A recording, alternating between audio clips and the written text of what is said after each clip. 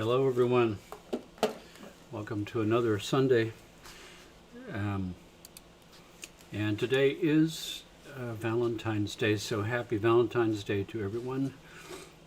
I'm just going to pop up quickly. This is the address for getting today's soundtrack that we're going to listen to, scientificsounds.com/extraordinary senses. This is where you can go to make a comment, ask a question about anything to do with any of these live streams, which is rapidly approaching any question that could ever be asked in the whole universe. And this is where you can go to my YouTube channel to see all the live streams I've done up to this point.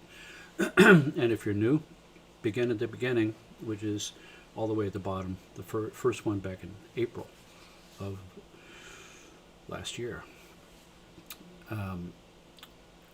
So we've been discussing last time and continuing this time the senses, and we continually, all of us, are fooled over and over again by what we've learned, our education, the education that that people think they know what is so, and put labels on things, and we learn that and we assume that's real until we find out otherwise. For instance, the five senses, the five special senses, the hearing and tasting and smelling and touching and seeing, which all are supplied directly by cranial nerves that come from the bottom of the brain out through the brainstem, and all have direct access to the brain itself for the fastest possible transmission, because these all are survival tools. But we have, as far as I can count, 21 senses altogether that are also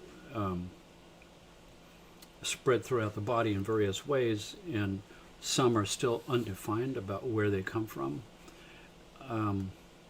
And today would be a good one to begin with, because it's Valentine's Day, to begin with the sense of love. It's an extraordinary thing in human beings, this concept that dating is one thing, but it's looking for the spark, the electricity, the goosebumps, the something. You're hoping that if you go on dates, you're going to meet somebody who happens to make that thing happen. It's not something that you can grow on you. It's something that happens quickly. There's this under the hood something that takes place that's a connection that we're all looking for. Concept of love. Where love resides is an impossibility at this point to determine. There are all kinds of brain mechanisms that are involved, and emotional control mechanisms in the brain, the amygdala and the hippocampal zone, but it's the ill-defined thing that we celebrate every year here at Valentine's Day. And ultimately, as far as I've been able to tell, after living my life up to this point and having a number of loves in my life, and that search on my own, that there's a multifaceted component to this, a mental and an emotional and a physical and a spiritual component to finding the person in your life that you feel comfortable to spend the rest of your life with. Someone who allows you to be freely and openly who you are, where that's accepted and it's okay, and vice versa. So, that being said, your job is to kick the other person's butt to make them better, but in a loving way that they can accept, kind of the voice of conscience in your mind. But we did cover some of the five senses into the 6th and 7th the last time. And we brushed over many of them just to get an overview.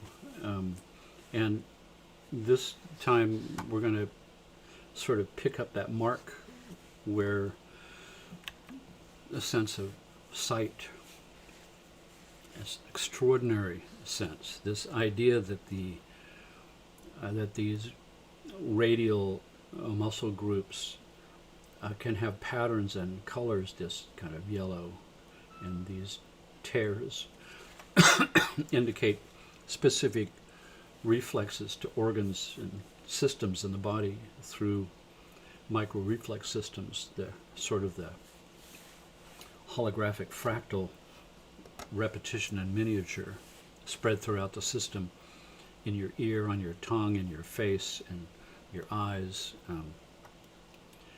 reflected miniature everywhere. And this, of course, the window of the soul. You look down inside this black hole, and someplace that person is down inside of there. But what you see from out here is a reflection of your face in here. When we talked about the chakras and the brow chakra, where the eyes are attempting to look into each other and to see my infinite self, if those two eyes could look into each other, each one would see a mirror image of the other eye reflected to infinity in this zone right here.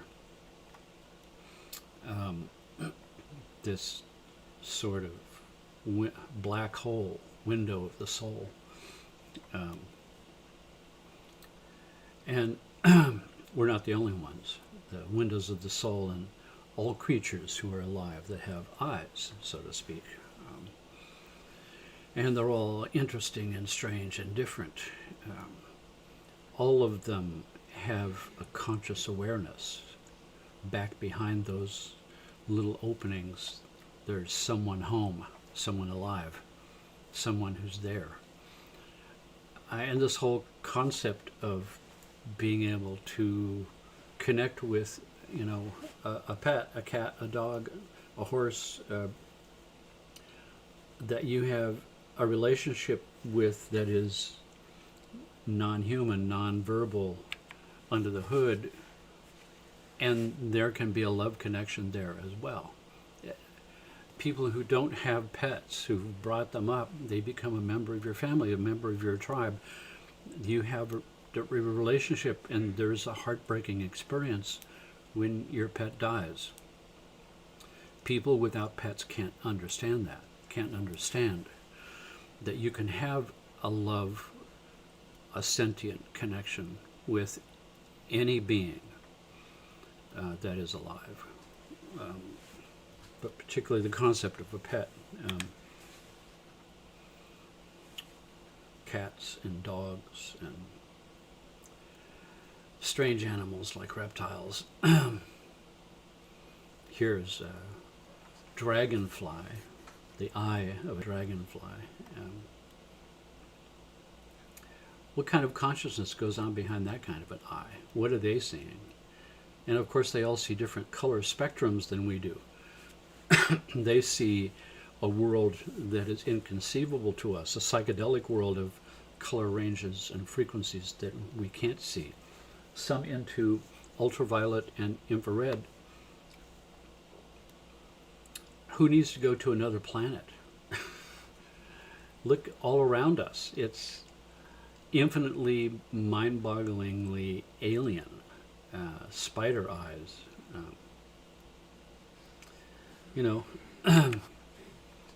And it goes on and on and on, and it goes deeper and deeper into detail. When we go into looking at, here's the muscles of the eyes, and remember these muscles are all supplied by 3 separate cranial nerves spread out through these. Look at this one here. This little muscle right here, the superior oblique muscle, comes up, goes through a ligamentous sling right here, bends around so that when it contracts, it makes the eye rotate on an XY axis, swivel around. not go up, down, right, or left, but swivel clockwise or counterclockwise. This counter, right? So here's the superior oblique makes it spin this way, and the inferior oblique makes it spin the other way. And all of these are tied into distinct cranial nerves coming from the brainstem, direct access to the brain. So, each one of these muscles supplied by various cranial nerves. And why? Why are those muscles supplied by instant access cranial nerves to the brain? And part of that has to do with my sense of balance, where there are three mechanisms the brain uses to orient me in three-dimensional space and keep me solidly grounded. Once I have an X, Y, Z coordinate location, then everything is referenced to that. And the three mechanisms are the eyes, the TMJ, and its complex muscle structures that go all the way down through the hyoid bone here, suspended by muscles, and suspended below it into my chest bone and my clavicles.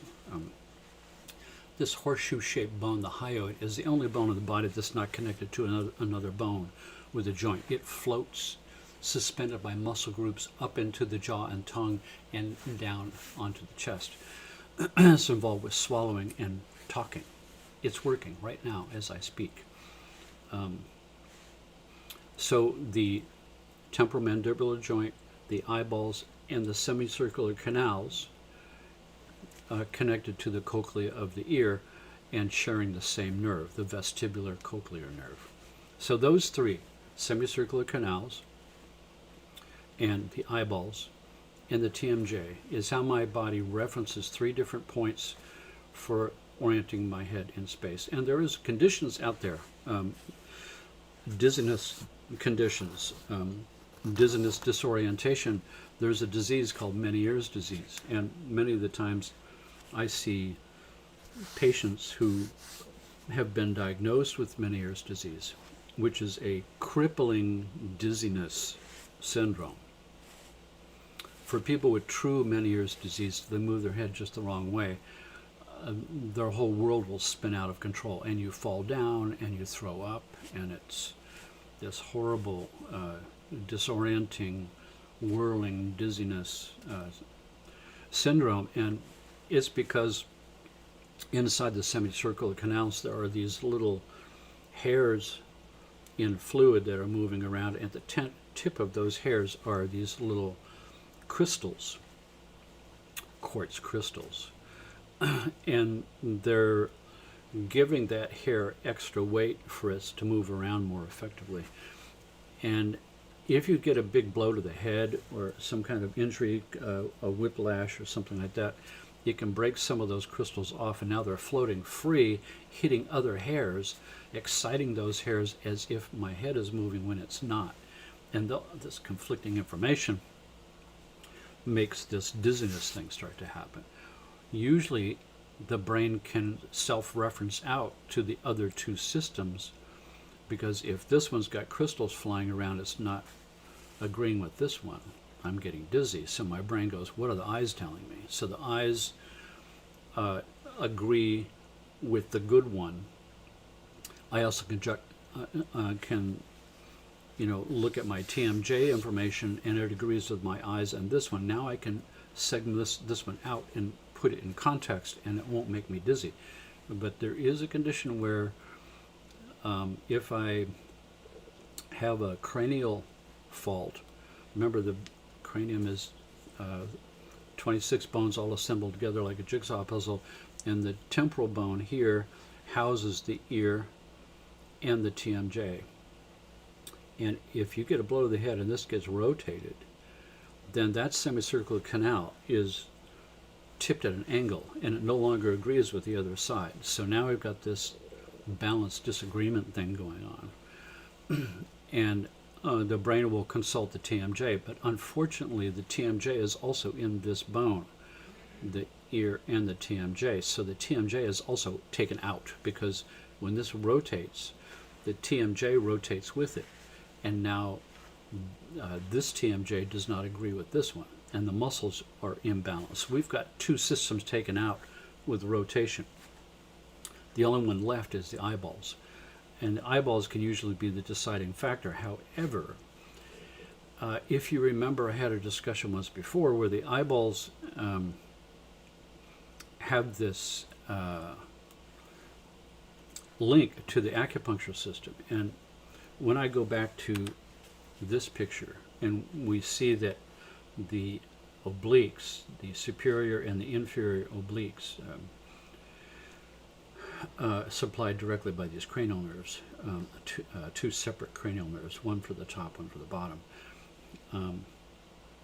The reason for those muscles is in order to reference into this balance system. So if you look at somebody's eyes, and when I rotate my head around like this, what's happening is those obliques are automatically keeping my eyes level with the horizon. So my eyeballs are actually doing this thing inside my sockets. So you should try that in front of the mirror with your own eyes. It's sort of a mind blower. Most people have no idea that their eyeballs are locked onto the horizon and will gimbal back and forth in their sockets. No matter what my head does, my eyeballs will be rolling around staying the same as part of this balancing act. And in acupuncture, I have this, there's this, get my picture right. There's the ear acupuncture, and right in the center of my earlobe is the eye point. And that's usually where you have an earring pierce. So you have a hole pierced right through the eyeball point in the acupuncture meridian microsystem in the ear.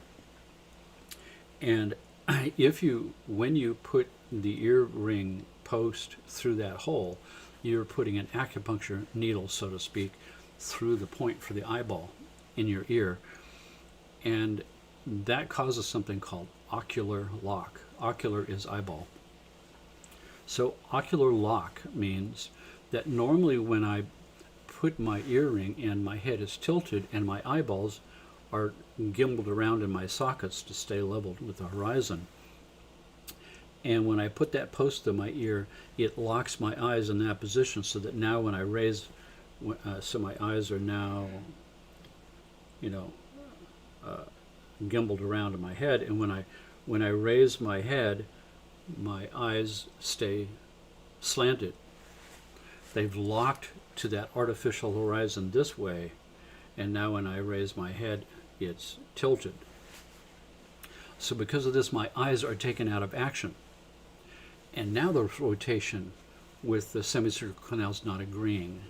And my TMJ is also out, so they can't agree. And my eyes can't agree with anybody because they're in this artificially locked slant, because I had my head bent when I stuck a post through the eye point.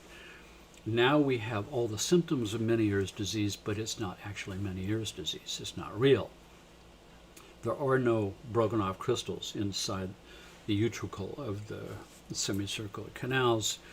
It is a combination, a cascade of problems all nested together that took all three systems out. Those can be fixed. You can fix the TMJ, you can fix the rotation of that, and when you fix this rotation, it fixes both of those. You take that earring out and you treat that point, and the eyes come back.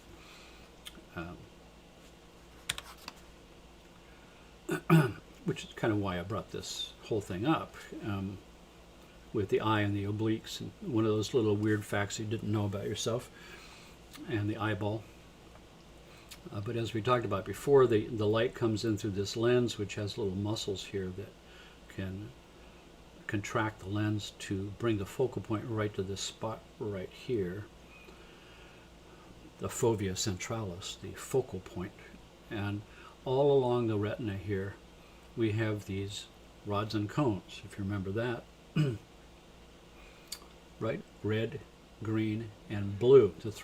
These three separate primary colors that mix together and form every color that you can see from these three. This amazing micro network of unimaginable detail of these rods and cones. The rods are the ones that we use to see black and white and in low light conditions. And the cones are the ones that see color. So like here, the red cones are 60%. There's many more red cones than the others. Green cones and blue cones are the least. But this network array of cells and how all of this collects the photons on the retina and translates it to electrical pulses that fire into a cranial nerve right into the brain, where it gets interpreted as what we see. Once again, what we see is electrical impulses in the brain that are being interpreted as something, and essentially it's an illusion. No two people on Earth have the same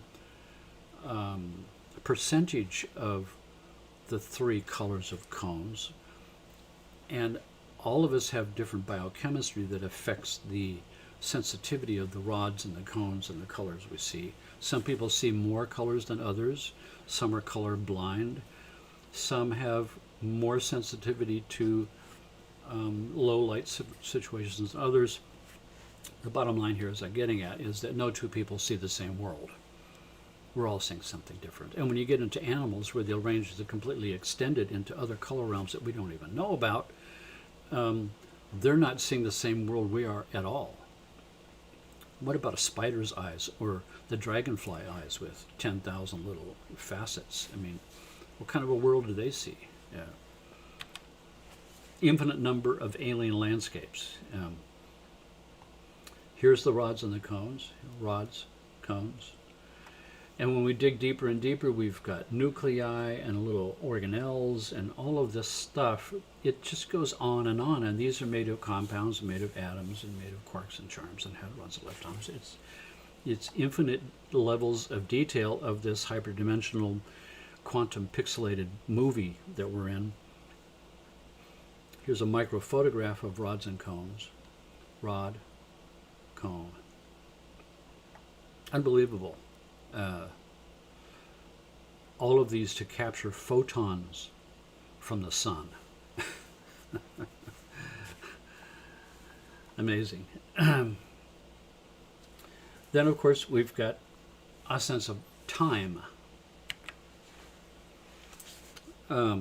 Like I said, many of these senses, nobody counts as senses, but they are senses. Our sense of time is important. And time is malleable, and time is stretchable and compressible, you know. And when you're time flies when you're having fun, and it drags when you're bored. So my perception of time, my conscious perception is intimately intertwined with time, because time itself is an illusion. It's, once again, it's an eternal present with a moment and a moment and a moment strung together into a movie. But all future events and all past events, we know from quantum physics, all future and all past events are contained in the present moment. And my witness of the present moment creates what it's going to be, mixed with my expectation. So all of this stuff is sort of otherworldly and crazy. That so we just think about a fly. Ever wonder why flies have such great reaction times? Because they see in slow motion. Their metabolism rates are enormously faster than ours. Time dilation is taking place for them. We seem to all be moving in slow motion to them. Their perceived speed is determined by the species. Generally, the smaller animals have time appears to be going slower for them. This helps small animals avoid danger. So the lifespan of a fly might be short, but the amount of information it processes in that time is enormous. So experiments done with the tsetse fly, they have a lifespan of 24 hours, by the way. A little teeny tiny fly that scientists love to work on because their metabolic processes seem to be very close to ours. So they can do these experiments with them. Even though their lifespan is 24 hours, they've got plenty of tsetse flies to work on. But from the standpoint of the tsetse fly, a 24-hour lifespan for the fly could be 80 years, right? The average lifespan of a human being is 80 years. If the average lifespan of a tsetse fly was also 80 years, but it was compressed because it's smaller and time dilation takes place, for us it appears to be 24 hours. For the fly, it appears to be 80 years. That means that they are processing unimaginable amounts of information in that 24 hours. Time is speeded up in a way that we can't imagine what's going on for them. The time dilation, the time sense of a giant sequoia tree that's 2,500 years old. What kind of time sense does a tree have? We now know that trees are well aware of their environments, that they connect in their root system to all the other trees in a giant clan, that they communicate with each other and warn each other of a predator.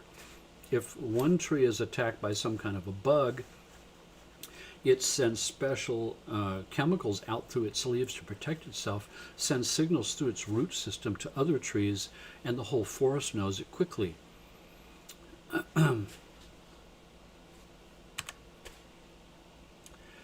So when we look at, unit of information per second, so we start to count this around and we see that time stretches and compresses depending on how big you are and what kind of species you are. Time is a relative thing. And it appears to be time is a relative thing in one sense related to size. Smaller than a housefly is a gnat or an ant, or, it's pretty amazing. Also, we know that from quantum physics that as things approach the speed of light, they begin to compress along the line of direction. So the sort of famous thought experiment with that is if you're standing on the side of a road and there's a 1-foot ruler zooming by, once it gets up to 80%, 85, 87, 90% of the speed of light, the ruler is no longer 12 inches long. It gets shorter and shorter and shorter and shorter from our perception. The closer and closer it gets to the speed of light, the shorter and shorter it becomes in the linear direction of its travel. For me, this has always been kind of a fun thought experiment that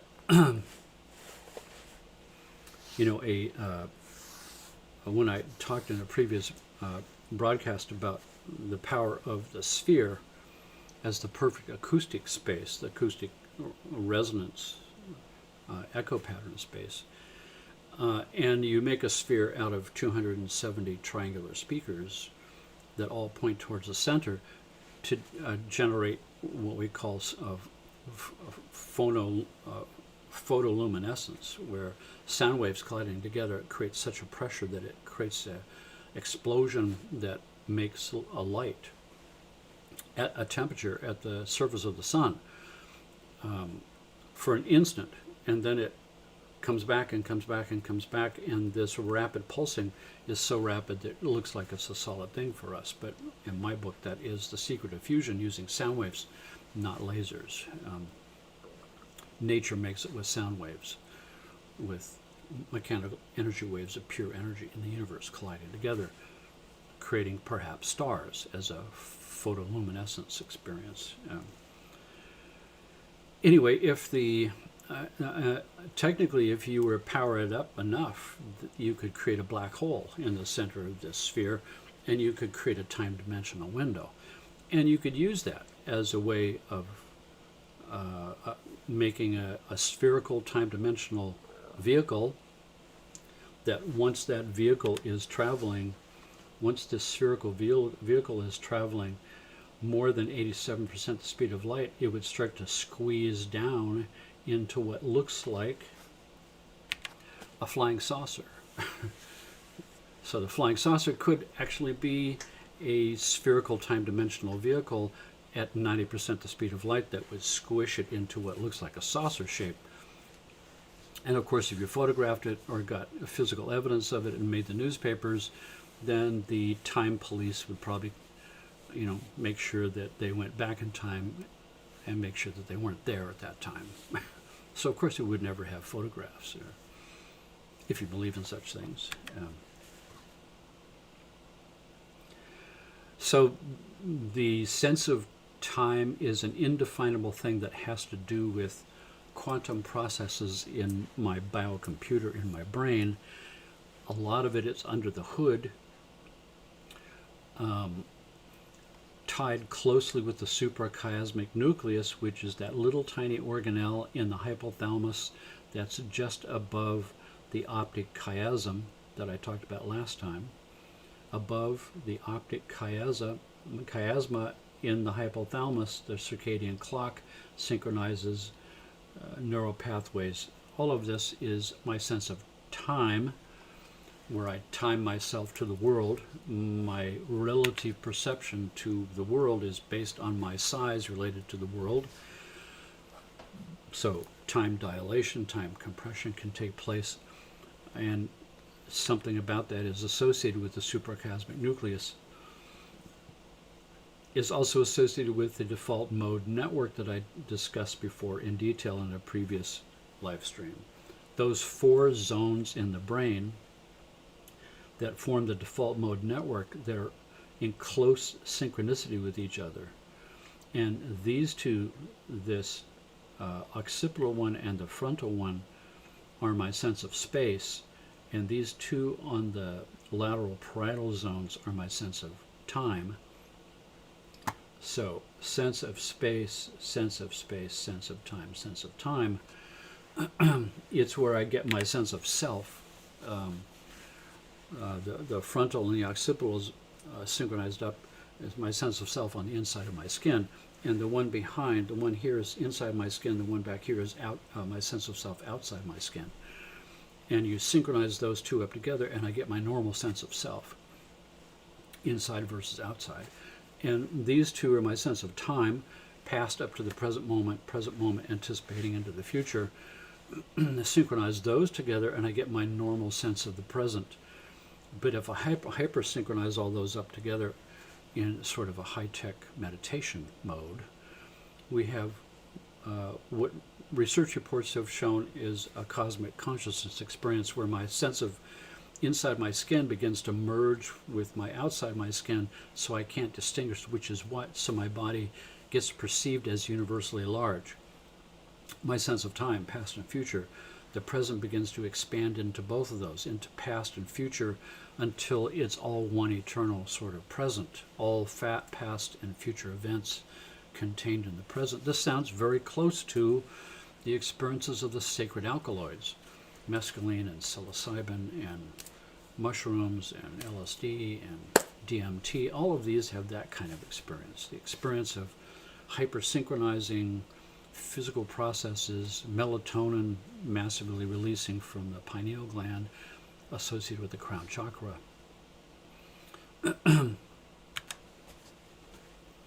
Sense of empathy. And I just want to point out that empathy is very different from sympathy. Sympathy is understanding the suffering of another person, but empathy is experiencing it. You're feeling what they're feeling empathically.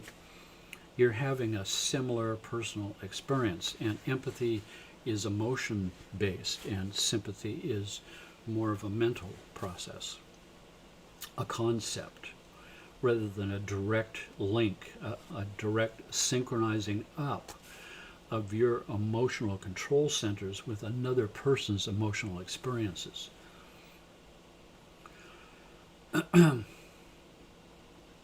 So this perception of material reality and spatial reality and empathy in specific areas of the cortex,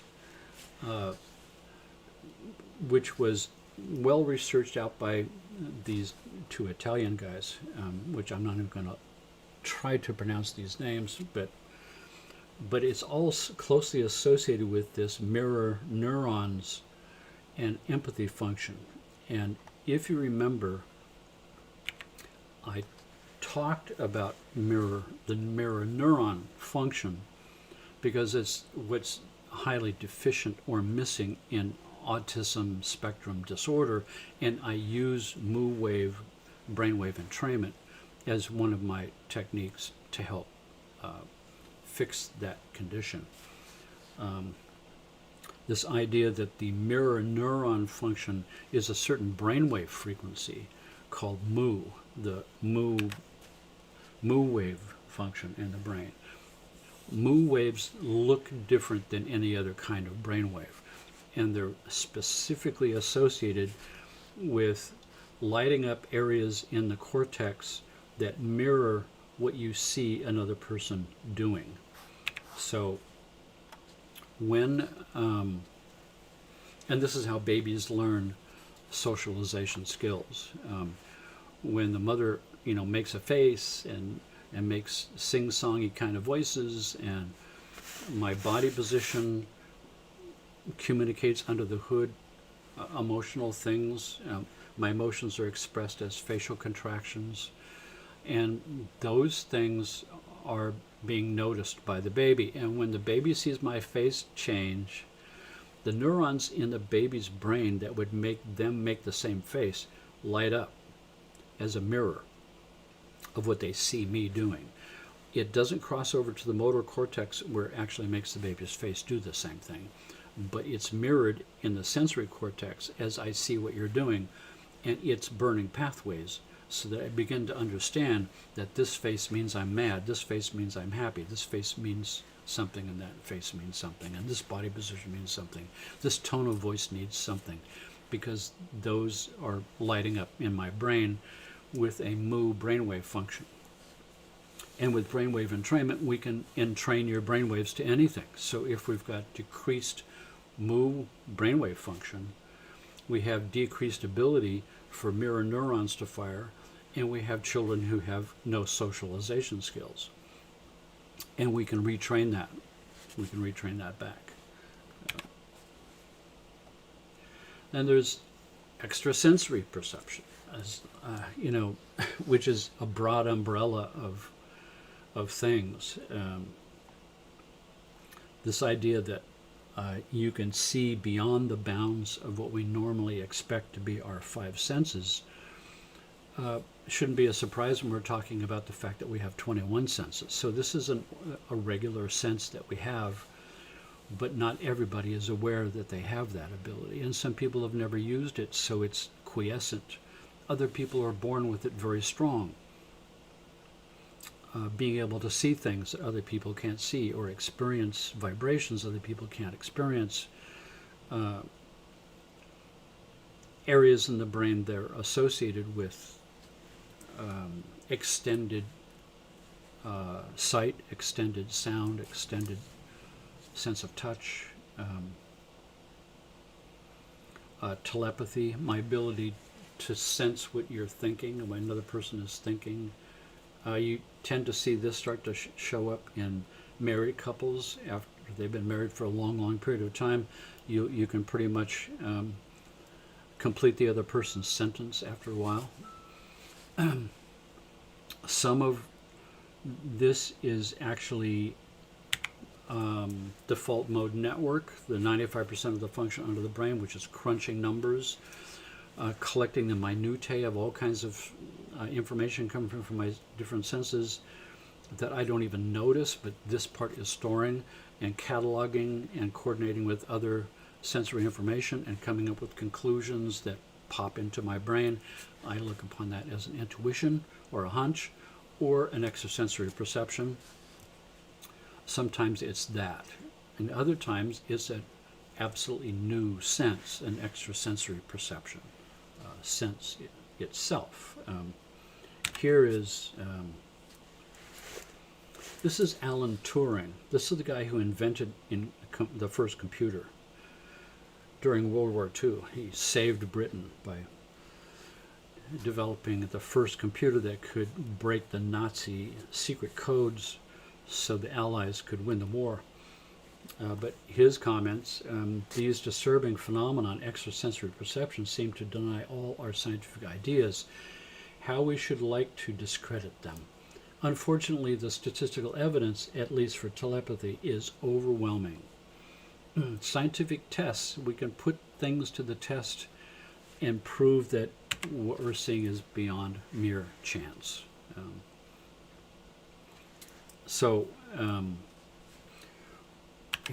Remote viewing is another one.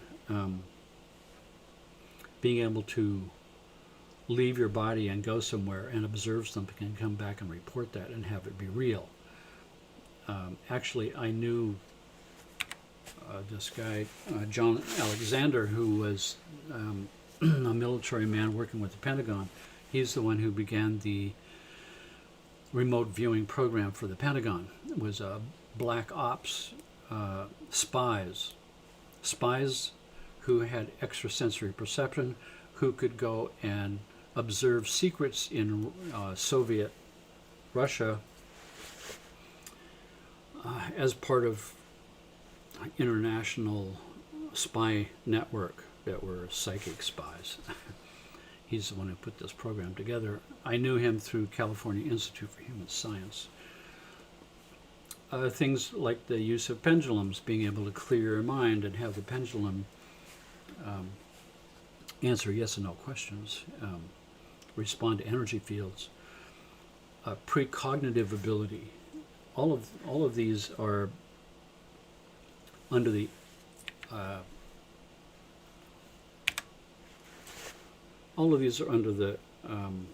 umbrella of extrasensory perception.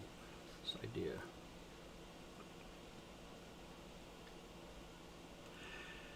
And as I said before, when I was at the California Institute for Human Science, I was on the faculty of this graduate school and research center. I was on that faculty for 6 years. It was also a research center into all things holistic and subtle, trying to figure out how do we measure chakras, how do we measure meridians, sort of bringing science to bear to the untestable. And we did this extrasensory perception experiment. One of my students put it together. We had 40 volunteers divided into 3 groups. Group A believed that they had some level of precognitive ability because they had been able to successfully know what is about to happen before. Group B didn't disbelieve, but they'd never had any experiences, so they were agnostic. Group C is the control group. So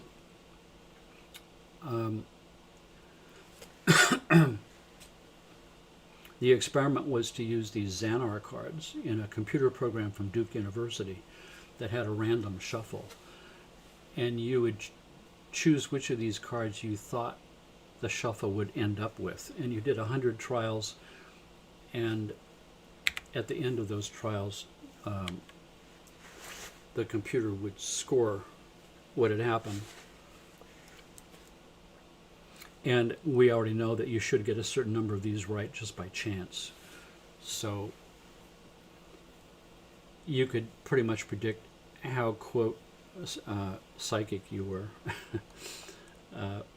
But the idea was to do this test and then see if we could boost precognitive ability with brain entrainment. And the brain entrainment that I was recommending was this Epsilon, because when I discovered Epsilon by accident in 1988-89, the people who exhibited that below delta brain activity all had some psychic experience on the table, out of the body, precognitive, personal epiphany, something extraordinary would happen to them, but precognition was one of them. So we created a brainwave entrainment soundtrack in Epsilon, exposed everybody who had taken this test to a 15-minute soundtrack, and redid this test, and we could prove that we could boost your ability to precognitively predict which card is going to come up boosted by 273%. Group B was even more astounding because they did so badly you couldn't possibly do that bad unless you psychically knew which card was going to come up and didn't choose it. Minus 200% bad. So we were really amplifying your belief system. We were amplifying. If you believed you had it in spades. If you didn't believe you had it in negative.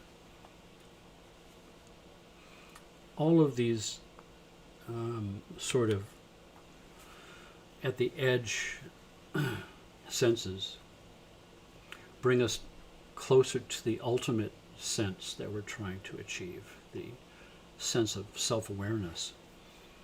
And there are ordinary senses of self-awareness, and then there's the big capital self-awareness that seems to be beyond, in another realm. Me perceiving myself. For instance, as we look at this chart right now, you're sitting in front of your computer screen and photons are hitting your retinas and seeing these different colors and these different shapes, and you can right now shift that to being aware that you are looking out of your eyes and aware that you are sitting in front of this computer looking out of your eyes. You're still seeing what's on this screen, but you're seeing yourself seeing it.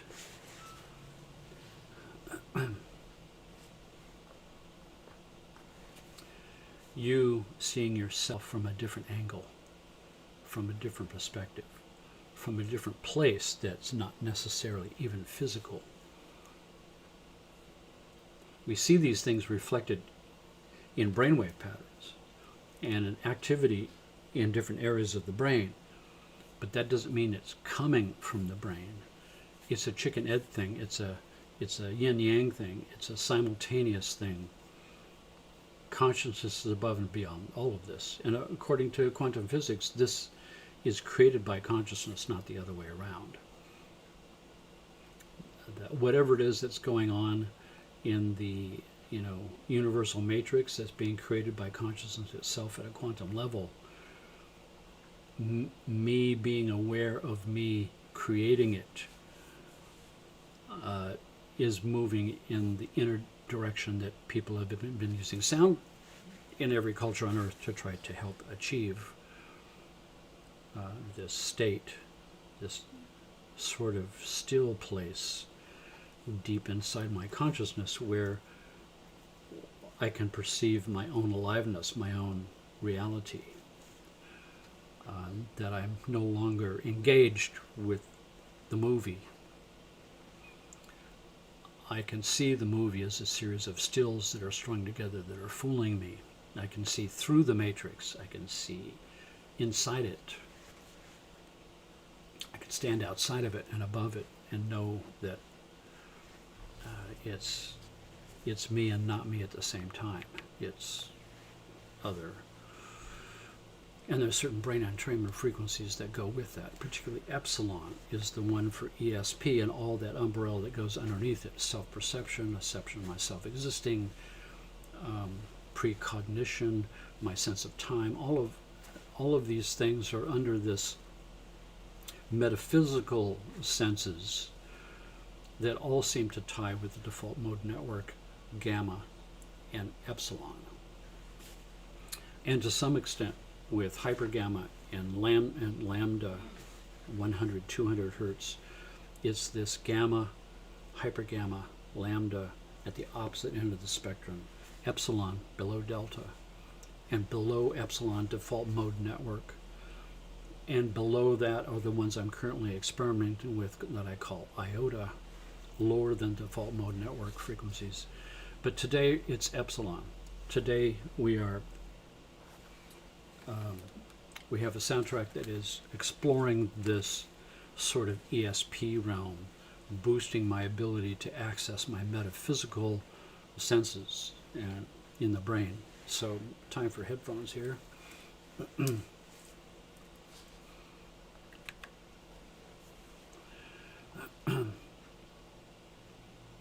So make yourself comfortable. Close your eyes, and here we go.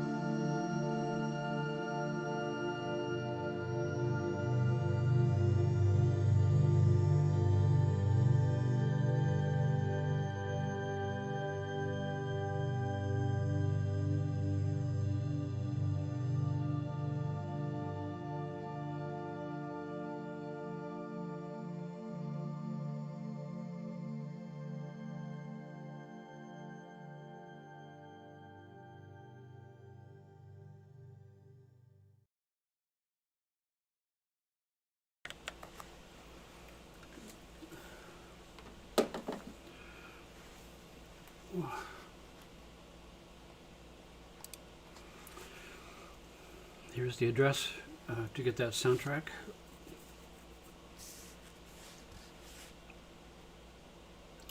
So, just one more reminder.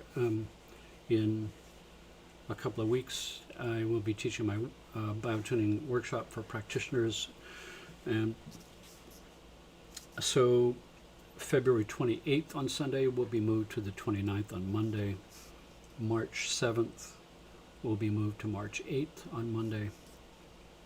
And the third week will be back to normal on Sunday. Sunday, March 14th will be normal. Have a happy and pleasant and wonderful Valentine's Day with the people that you love. Take care of yourself. Be happy and healthy and holy. Until the next time that I see you, thank you very much for being here with me, and I'll see you next Sunday.